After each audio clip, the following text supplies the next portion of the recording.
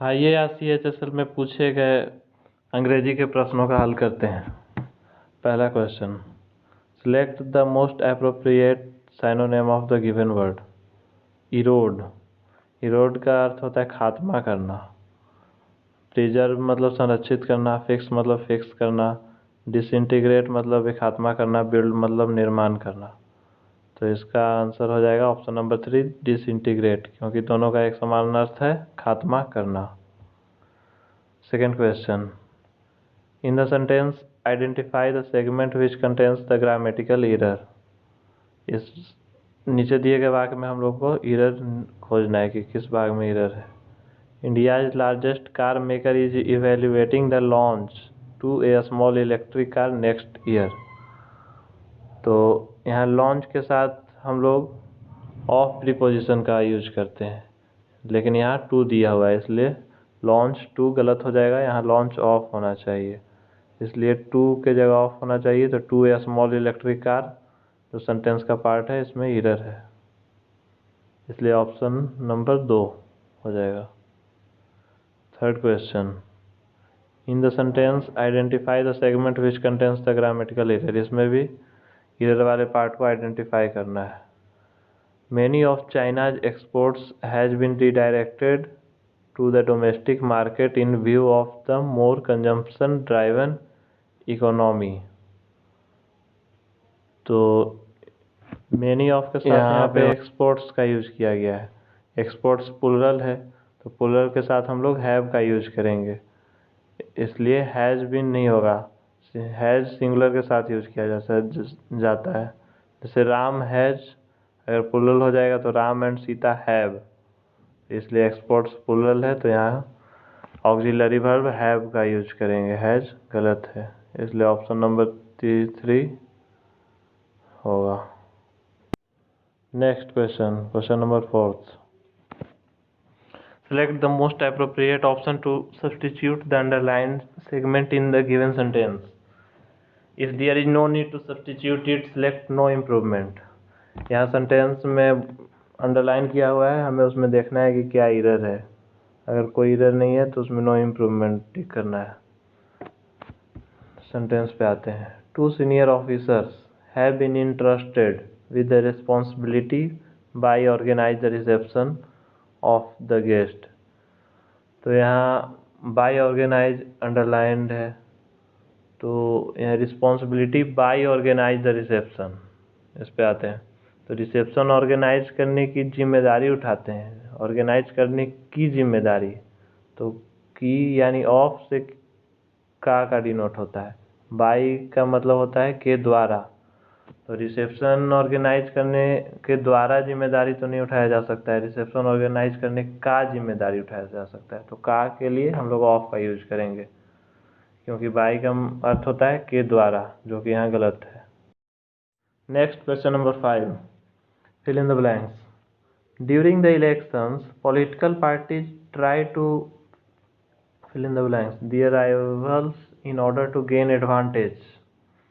चुनाव के दौरान राजनीतिक पार्टियां कोशिश करती हैं अपने विपक्षी पार्टी का लाभ लेने के लिए। तो विपक्षी पार्टी को क्या करती हैं? कोवेट, कोवेट का अर्थ होता है लालच। विपक्षी पार्टी को लालच करती हैं, सूट नहीं कर रहा है।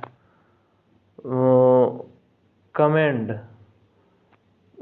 सराहना, कोई विपक्षी पार्टी का सराहना तो करती नहीं है, गाली गलौज ही करती है।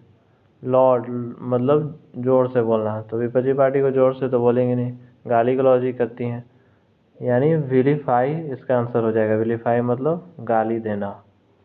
तो अक्सर देखा जाता है कि चुनाव के दौरान राजनीतिक पार्टियां एक दूसरे पर आरोप प्रत्यारोप लगाती हैं, गाली गलौज करती हैं, इसलिए इसका आंसर हो जाएगा option number 2 विलीफाई। Question number 6, next question number 6, select the wrongly spelled word. First option goggles, GOGGLES, goggles मतलब चश्मा, सही है। सेकंड GLORY, ग्लोरी, ग्लोरी मतलब रौनक, सही है। थर्ड GOBBEL, गॉबल, मतलब कोई वर्ड एग्जिस्ट ही नहीं करता, इसका कोई अर्थ ही नहीं निकलता है। फोर्थ GLOBAL, ग्लोबल मतलब वैश्विक। तो यहाँ गॉबल का कोई अर्थ नहीं निकलता है, गॉबल गलत है, इसलिए हमारा आंसर होगा option number 3 gobble. Next, come to question number 7. Select the most appropriate word to fill in the blank. He once had a very frightening blank space with a wild bull. एक समय वह बहुत भयभीत रहा करता था जंगली बैल के साथ। तो जंगली बैल के साथ कोई क्यों भयभीत होगा? कमिटमेंट। जंगली बैल के साथ कोई कमिटमेंट तो कर नहीं सकता है, वादा कर नहीं सकता है बैल के साथ। दूसरा, इंटरप्राइज। बैल के साथ इंटरप्राइज नहीं कर सकता है, कोई उद्यम नहीं बसा सकता है, बिजनेस नहीं कर सकता है। तीसरा, अपॉइंटमेंट। जंगली बैल से मिलने के लिए कोई अपॉइंटमेंट तो लेगा नहीं मिलने का समय। चौथा, इनकाउंटर मतलब मुठभेड़। तो जंगली बैल के साथ लड़ाई झगड़ा हो सकता है, मुठभेड़ हो सकता है, इसलिए वो शायद भयभीत रहा होगा। इसलिए हमारा आंसर हो जाएगा encounter, option number 4। Next come to question number 8.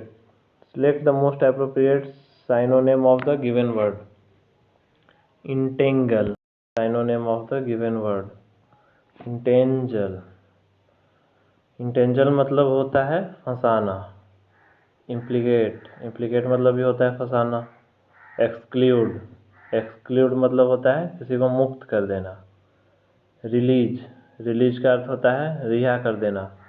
Clarify मतलब सफाई देना। तो यहाँ इंटेंजल का भी अर्थ है फंसाना और इम्प्लीकेट का अर्थ भी है फंसाना, इसलिए इसका साइनोनिम हो जाएगा इम्प्लीकेट। ऑप्शन नंबर 1 हमारा आंसर हो जाएगा। Next question number 9. Select the correct indirect form of the given sentence. Bhola said to his friend, "How can I make this charcoal white?"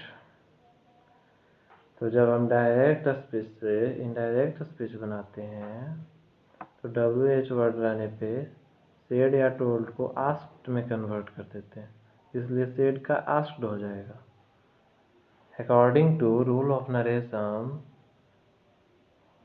यहाँ पे आई ही में चेंज हो जाएगा, कैन कुड में change हो जाएगा और दिस दैट में हो जाएगा, जो कि हमें ऑप्शन नंबर 4 में ही देखने को मिल रहा है। वो इसलिए हमारा आंसर हो जाएगा Bhola asked his friend how he could make that charcoal white. Next question number 10. Given below are 4 jumbled sentences. Out of the given options, pick the one that gives their correct order. यहाँ में 4 sentences दिए हुए हैं, हमें उन्हें serial wise order में सजाना है। तो sentence A. But once when Mark disturbed the whole class with his pranks, I had to reprimand him.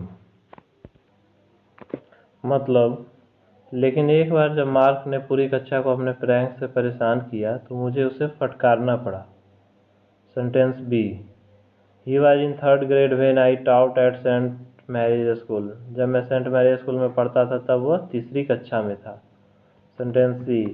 All 34 students were dear to me, but Mark Eklund was one in a million. सभी 3400 छात्र मुझे प्रिय थे, लेकिन mark एकलैंड मिलियनों में एक था, लाखों में एक था। Sentence D. He had a happy to be alive attitude that made even his occasional mischievousness delightful. उन्होंने उसका जो प्रसन्नचित रवैया था जिसने उसकी सामायिक शरारतों को भी गलत बना दिया। तो हमें इन सेंटेंसेस को सीरियल वाइज सजाना है। तो पहला में सेंटेंस में बट का यूज हुआ है, इसलिए बट से तो कोई सेंटेंस स्टार्ट होता नहीं है। सेंटेंस B में आते हैं, यहाँ ही से स्टार्ट हुआ है जो कि एक प्रोनाउन है। तो प्रोनाउन का जब भी यूज करते हैं किसी नाउन के बदले करते हैं, तो जब तक कोई नाउन यूज होता नहीं है प्रोनाउन का यूज हो नहीं सकता है, इसलिए ही से भी स्टार्ट नहीं करेंगे। इसलिए हमारा सेंटेंस शुरू होगा C से। All 34 students were dear to me, but Mark Eklund was one in a million. अब यहाँ मार्क एकलैंड नाउन है तो नाउन के लिए हम प्रोनाउन का यूज करेंगे जो कि ही हो जाएगा। तो यहाँ पे हम ऑप्शन नंबर बी का भी यूज कर सकते हैं और डी का भी। अब हमें इन दोनों में देखना है कि कौन सा यूज होना चाहिए। Option number B, sentence B में यहाँ दिया हुआ है he was in a 3rd grade when I taught at saint Mary school. जब मैं सेंट मैरी स्कूल में पढ़ता था वो 3री कक्षा में था। और सेंटेंस डी में दिया हुआ है कि उसका प्रशंसित रवैया था जो उसकी शरारतों को भी गलत बना दिया। तो पहले तो हम उसके बारे में बताएंगे, मार्क एक्लन के बारे में उसका परिचय देंगे, जो कि हमें ऑप्शन नंबर बी में देखने को मिल रहा है। तो इसलिए हम ऑप्शन नंबर सी के बाद ऑप्शन नंबर बी को रखेंगे, जो कि है he was in 3rd grade when I taught at saint Mary's school. इसके बाद हम लोग आते हैं, ए या डी भी दे सकते हैं। तो ऑप्शन नंबर ए में बट का यूज किया गया है, लेकिन। तो हमें बी में ऐसा कुछ देखने को मिला नहीं जिसके बाद हम लेकिन का प्रयोग करें, इसलिए हम option number sentence number D. अब हम सेंटेंस नंबर डी यहाँ पे सजाएंगे, जो कि हो जाएगा he had a happy to be alive attitude that made even his occasional mischievousness delightful. तो उसका प्रशंसित रवैया था जिसने उसकी सामायिक शरारतों को भी गलत बना दिया। Then lastly we put the option number A, but once when Mark disturbed the whole class with his pranks, I had to reprimand him. लेकिन जब एक बार मार्क ने पूरी कक्षा को अपने प्रैंक से परेशान किया तो मुझे उसे फटकारना पड़ा। इसलिए हमारा आंसर हो जाएगा ऑप्शन नंबर 4 CBDA। अब हम क्वेश्चन नंबर 11 पे आते हैं। ये भी उसी तरह है, यहाँ भी सेंटेंस जंबल सेंटेंस है, हमें इसे सजाना है। तो sentence A, once Oliver made a big snowman. तो कोई भी जो होता है पैराग्राफ वो वंस से ही शुरू होता है, नाउ या इट से तो शुरू होता नहीं है। और हम वन से शुरू कर सकते हैं या फिर द से शुरू कर सकते हैं। तो यहाँ द फैट स्नोमैन है, तो स्नोमैन का यूज जो पहले भी हो चुका है, तो इंट्रोड्यूस करने के लिए हमें वंस का ही यूज करेंगे। Once Oliver made a big snowman. एक बार कोई ओलिवर था, उसने एक बड़ा सा स्नोमैन बनाया। अब स्नोमैन यहाँ नाउन हो गया। नाउन के बाद हम प्रोनाउन का यूज करते हैं उसके बारे में बताने के लिए। तो यहाँ प्रोनाउन है इट, यानी सेंटेंस डी। तो हम उसके बाद ए के बाद डी रखेंगे। It was as big as him but much fatter. मतलब यह उसके जितना बड़ा ही स्नोमैन था लेकिन बहुत मोटा था। मतलब सेंटेंस ए में कि ओलिवर एक समय बहुत बड़ा स्नोमैन बनाया जो उसके जितना ही बड़ा था पर बहुत मोटा था। तो यहाँ मोटा का बात हो रहा है। तो उसके बाद हमें सेंटेंस बी में देखने को मिल रहा है कि द फैट स्नोमैन, मोटा स्नोमैन। इसलिए हम इसके बाद सेंटेंस बी को रखेंगे। द फैट स्नोमैन वोर and old top hat and A muffler. जो मोटा स्नोमैन था उसने एक पुरानी टोपी और मफलर पहनी हुई थी। और फाइनली अब हमारे पास बचा सेंटेंस सी, जिसे हम अंतिम में रखेंगे। Now it looked very grand Indeed and ऑलिवर्स friend loved it. यह अब बहुत ही भव्य लग रहा था और ऑलिवर के दोस्त उससे प्यार करते थे। इसलिए हमारा आंसर हो जाएगा ऑप्शन नंबर सेकंड ADBC। अब हम क्वेश्चन नंबर 12 पे आते हैं, जो कि कंप्रहेंशन है। तो यहाँ हमें पढ़ना होगा कंप्रहेंशन को पूरा और समझना होगा। People make plastic products by mixing the plastic with additives। लोग प्लास्टिक को एडिटिव्स के साथ मिलाकर प्लास्टिक उत्पाद बनाते हैं। The additives blank spate it difficult to recycle the plastic। जो एडिटिव्स है, एडिटिव्स मतलब वहाँ उसमें जो मिलाए गए पदार्थ होते हैं उसके साथ जब प्लास्टिक बनता है तो वो कठिन होता है, डिफ़िकल्ट होता है रिसाइकिल करने में।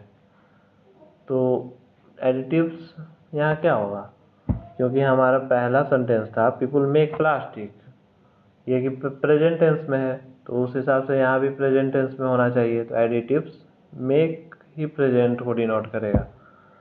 अगर हम इज मेकिंग करते हैं तो वो कंटिन्यूअस टेंस हो जाएगा। वाज मेकिंग है जो कि पास्ट को डिनोट कर रहा है। मेक्स होगा नहीं क्योंकि यहाँ एडिटिव्स है, तो प्लूरल के साथ प्लूरल वर्ब का यूज होता है, इसलिए यहाँ मेक होगा। क्योंकि पहले सेंटेंस में हम जैसा कि देख रहे हैं पीपल मेक है, तो यहाँ एडिटिव्स मेक ही होगा। फिर आते हैं क्वेश्चन नंबर 13 पे। To recycle plastic things blank space grind them up first. मतलब हम प्लास्टिक की जो वस्तुएं हैं उसे रिसाइकिल करने के लिए ग्राइंड करते हैं, पहले उसे मिला देते हैं, एक दूसरे के साथ मिक्स कर देते हैं। तो कौन मिलाते हैं? लोग ही मिलाएंगे, इसलिए यहाँ पे हम ऑप्शन नंबर 3 रखेंगे, पीपल। फिर क्वेश्चन नंबर 14 पे आते हैं।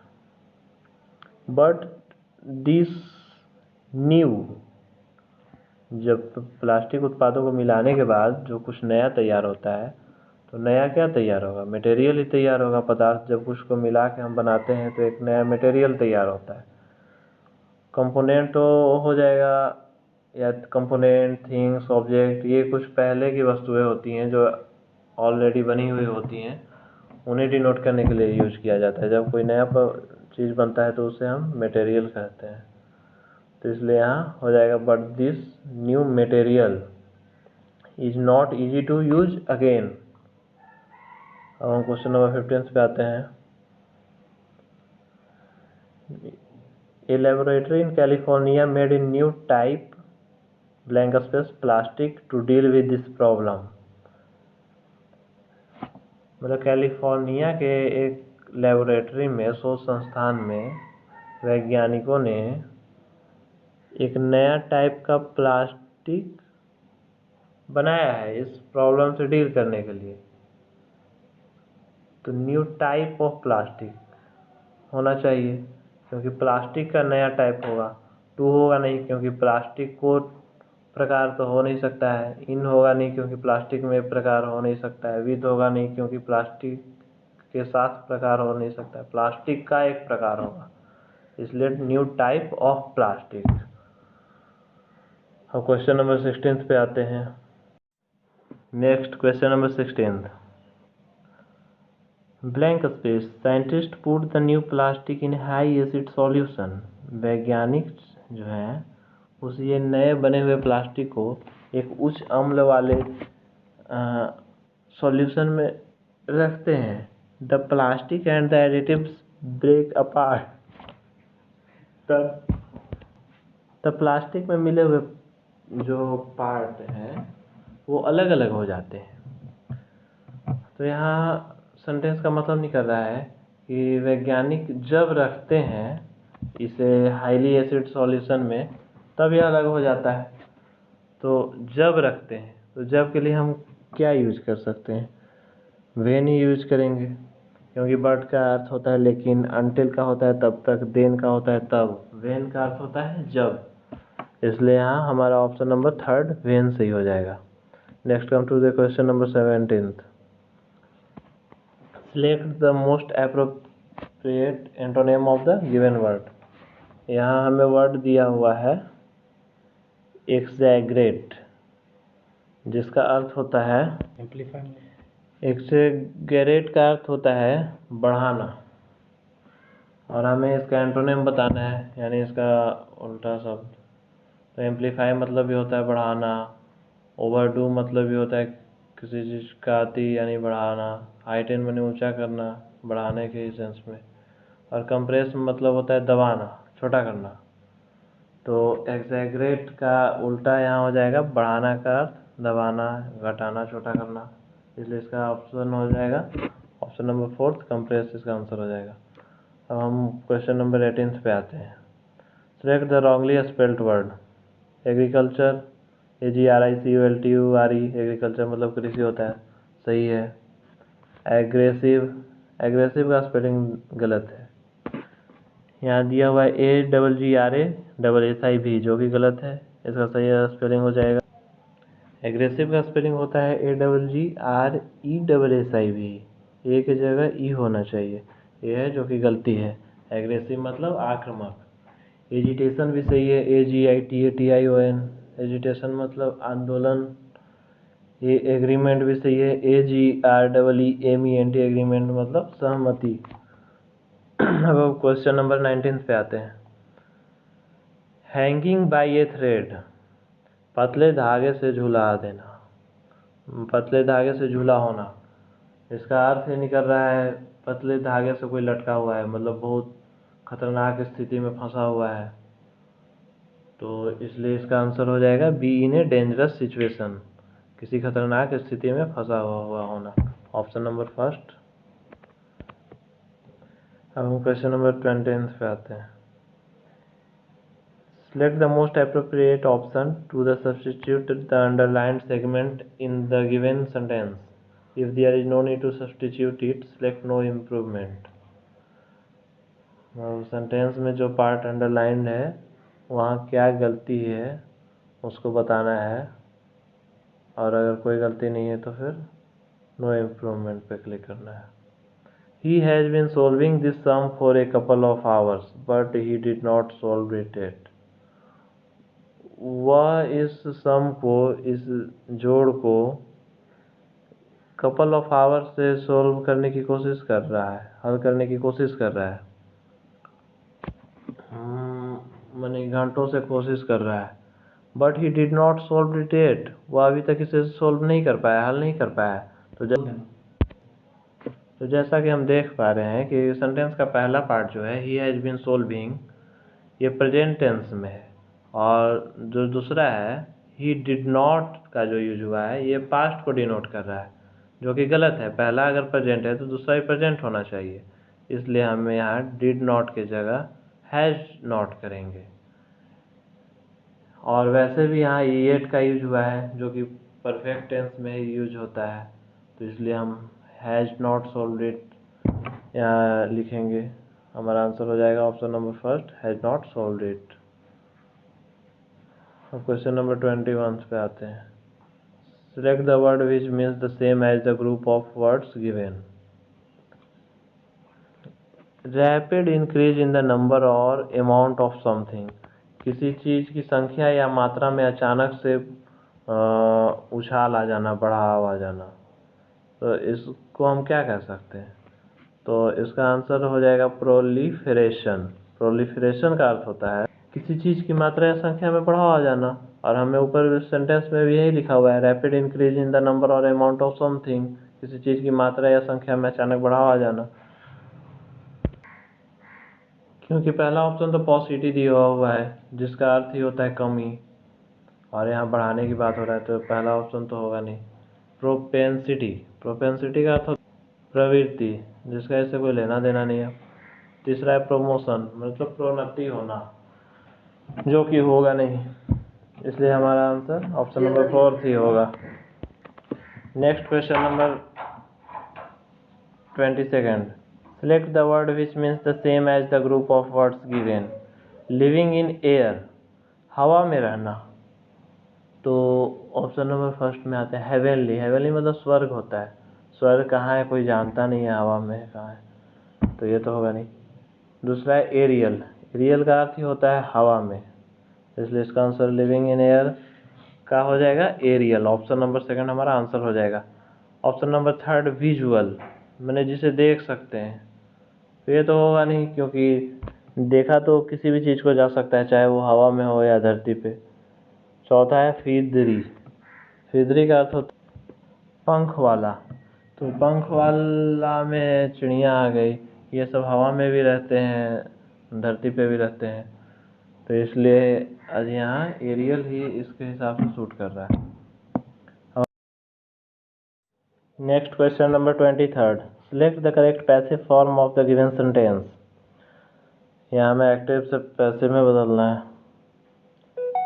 एक्टिव सेंटेंस यहाँ दिया हुआ है, the merchant brought many gifts for his family from India.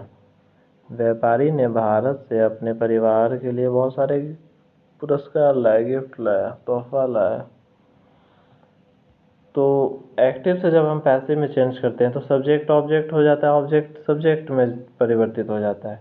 इसलिए यहाँ जो सब्जेक्ट द मर्चेंट है वो लास्ट में ऑब्जेक्ट के रूप में चला जाएगा, और जो गिफ्ट ऑब्जेक्ट के रूप में यूज हुआ है वो सब्जेक्ट बन जाएगा।